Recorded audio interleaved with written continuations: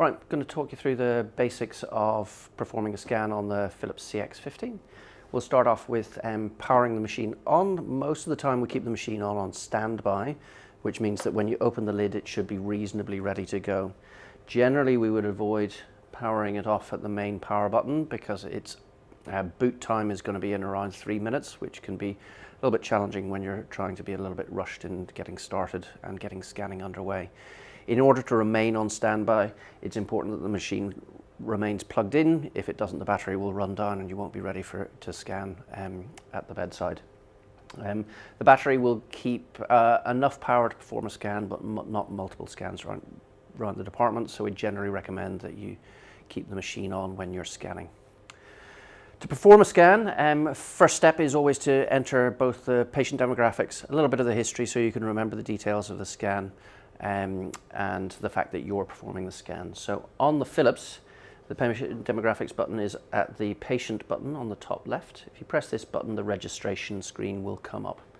At the first screen, you will need 3 patient factors to identify and integrate with the medical record. So if we put the record number in the first screen, you can either use the trackball to move across to the next section or the tab section to move to the next section. And move across again.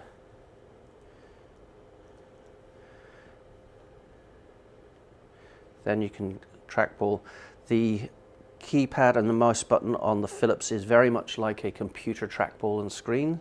So left click selects and the right button enters like a right click on a computer screen, which is almost the complete opposite of what you'll find on GE machines. And the enter button is just a confirm button that sort of fast tracks to a double click and confirming things. So I would left click onto the date of birth, hopefully. And we'll go.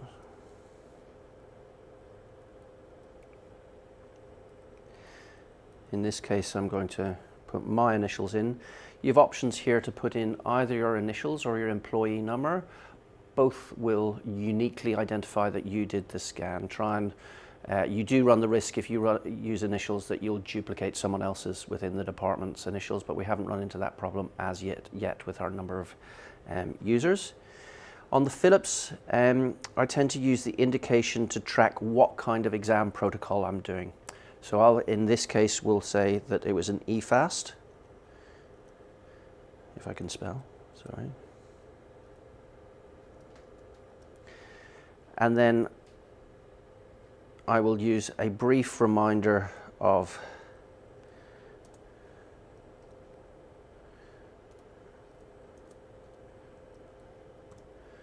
the history itself. So as a motorcycle accident MBA, it doesn't have to be a detailed history, just needs to be a reminder of what to, briefly to jog your memory when you're reviewing the images and quality assuring them at later image review. Once you're happy with all these details, select the OK button and the patient will be registered. You'll be able to see that the patient is registered with their name and their date of birth, and they'll be able to see that you are scanning. In terms of the transducer itself, you will be able to recognize that this is a curved array transducer, so this is defaulted to selecting the curved array transducer is recognized by the shape of the scan screen, but to change transducer it's the next button across on the main screen. So if you press the transducer button, generally there's a small audible click, and what you'll see is that it will change to a sector probe, and you can see the shape of the scan sector has changed to the phased array as it is in this case. And if we were to press transducer again, you'll see the footprint changes to a linear array, and this is again showing that's a linear 12-3. And this goes on a rotating cycle through all the transducers, so as you press each button, there's a slight delay before it selects the transducer. If you hit it multiple times, it'll keep cycling through and you can get a little bit lost to where you are. So there's a delay from when you press the button to when it actually appears. So don't frantically keep pressing it. You need to show a little bit of patience, and ultimately it will settle down to what transducer you're showing on the left screen and the shape of the sector screen. Next section will be to choose the appropriate preset for the exam that you're performing, and that's the third button across. So if we press preset, we'll have a little menu that comes up onto the top right. We can scroll up to whichever we want to use here. In this case, I'm wanting to do a trauma scan, so I would select trauma. It may be occasionally that this kind of scan you want to do is not appearing here. And to go back a level on the menu, you come up to the top line and left click, and it will take you back a menu. And so now it shows not only abdominal, but the OB, the gynae, the vascular, and the nerve, and more presets.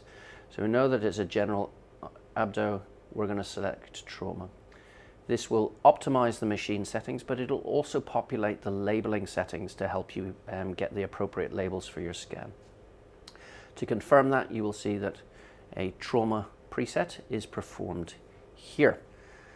Then we move on to scanning itself. So we would always clean the transducer both before and after examination.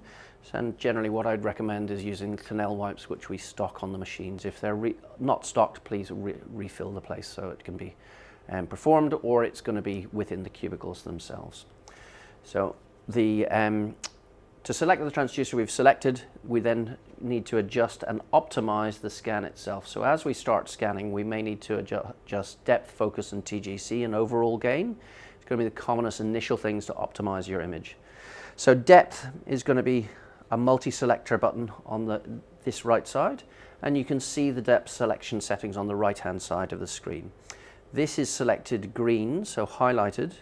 If we were to change to the focus setting, we would press the center button and it will change the selector to focus. This stage we're changing depth, and a scroll wheel will change the depth of the screen to the appropriate depth that we need to use. Focus, press the button, and we'll be able to see the focus changes across the screen. It is possible to change to multiple focal points, but it's a level of complexity that I don't recommend for introductory scan. Overall gain is down here, and this is again a scroll wheel, and you can see the gain. You can just about seeing the brightness of the screen changing as we adjust the gain. Then you've got, on this machine, you've got LGC and TGC, TGC being the commonest one that you will use, so you may need to adjust gain a little bit less in the far near field or more in the near field, and so this is the slider bar. Most of the time we don't use LGC, but you may find that people have inadvertently set it out of sync, so that adjusts gain on different sectors of the screen. Invariably, I would say you are better keeping that just in the neutral position, just the same that a lot of the time you're better keeping the gain, the TGC, right down the center. There is an ability to shortcut the gain settings on this machine to optimize the image as a fast track when you're under pressure and time, and you can use the iScan button, which is here. If you're scanning and you've got the image in front of you and you hold the transducer on the patient and it's undergained, for instance, if you press the iScan, it will optimize the image based on the image that is in front of it. So it will adjust all those settings for you as a shortcut. And that can be a rapid way of optimizing when you're under time pressures. Then we go on to, so we've got adequate imaging, we feel the image quality is good. We're now going to start acquiring images as we perform our study. When we acquire an image, it's better usually to add a label to what image we're doing, especially important in lung scanning because we can't tell what section you're doing.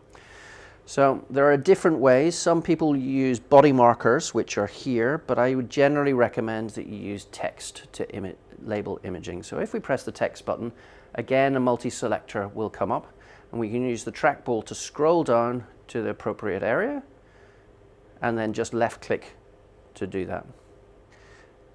And hopefully, sorry, and if you press enter, I beg your pardon, you will see that right upper quadrant has now appeared on the base of the screen. To erase that, you can use the erase button, and that will just erase your text. There is an alternate if we press text again. If we left click, we've got a free movement of the cursor, and you can just type text wherever you want across the screen, wherever that cursor may be, to label certain things within the screen. Most of the time I would recommend labeling your imaging across the bottom of the screen so it doesn't interfere with the imaging itself. As a general rule, because people tend to get caught up in the moment, it's better to label before you take the image. That way you tend to be less likely to mislabel an image as the wrong thing. So in this case, we're going to label it right upper quadrant, and we're going to scan on the right upper quadrant. The other things that you can use in certain sequences, sometimes you can save multiple labels if you're going to do a sequence of imaging and with an abbreviation of S to I, meaning that you've scanned from superior to inferior, the example being in an aorta, and that can save you labeling every single image as you go along. It's more labeling a sequence of imaging, and that can improve your time efficiency when scanning. When it comes to recording images, there's two options. You may want to record a still image, or you may want to record a loop. To record a still image, we freeze the image on where we're at, and then we may be able to want to scan where we are. This is auto-selected that the text comes up. If that text box comes up and you want it to go away, just press text again and it will disappear. It may be that I've frozen on just the wrong part. If you use the trackball, it will generally be able to scroll back and you'll be able to see preceding images as you go along and select the one that you want to record. To record, you press the acquire button and you'll get an audible beep and you'll see the image recorded here. If you want to record a loop, even simpler than that, you will just simply press the acquire button without freezing in the first place. So this is live scanning now. If we press the acquire button for a prospective 3 seconds, it's going to record a loop, and then it's going to record the loop here. And you see a small icon with a circle indicating that this was a loop as opposed to a still image that was recorded. In this case, what we've got is that it's a prospective loop time of 3 seconds. Sometimes we'll adjust that for cardiac scanning, that it may be retrospective based on a beat cycle. And there are certain times that we want to increase that loop time, but a reasonable default is usually around 3 seconds. So in theory, we will acquire a series of images, and hopefully that is the completion of our exam. The text list is often a useful reminder for you if you haven't remembered, if you've recorded a certain image. If you look through the list, it may remind you that you haven't recorded a right upper quadrant or a left upper quadrant view. So we get to the final part where you need to record the conclusion with your scans. That allows you to make sure you haven't made mistakes, and it means that the person who's quality assuring the images knows what conclusions you've made, even if it's not based in real time. So to report, there's a number of ways that you can do it. The simplest way is to freeze the image that you have and then use a free text ability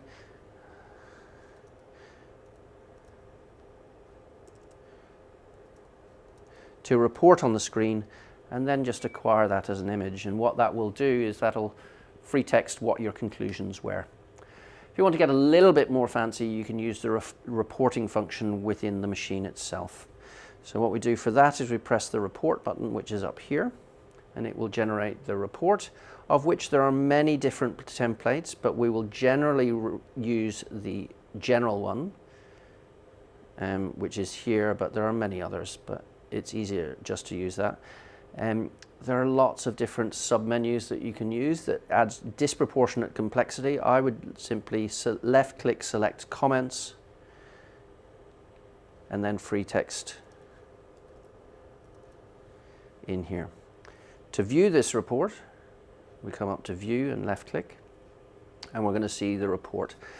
The reason that this is slightly better is it'll remind you what the history was when you were using that, and it'll also write what kind of protocol you were doing, which is a reminder for the person QAing. Sometimes you're doing a limited study and you can specify that within your indication. Later, when you're credentialed, it also allows an ability that we can then print this report and place it in the clinical record, so you're not doing things twice. So to print this report, we print, and that will appear on the thermal printer below. If you're having issues with it not printing, that would generally revolve around the printer not being filled with paper or not turned on. or the machine's not plugged in. If the machine's not plugged in, this won't print. It requires the machine to be plugged in. It won't work on just battery. Now, to finalize and to make sure that this embeds with the images themselves, it's really important to acquire this image. If you don't save this as an image, the report gets saved on the machine, but doesn't get exported with your images, which interferes with the ability to QA. So don't forget to always acquire that image, and then you can see with all your images and your loops that are there, you can see the report finished there. In theory, then you've completed the examination. You need to clean your transducer, and you're going to press the End Exam button here, and that's it.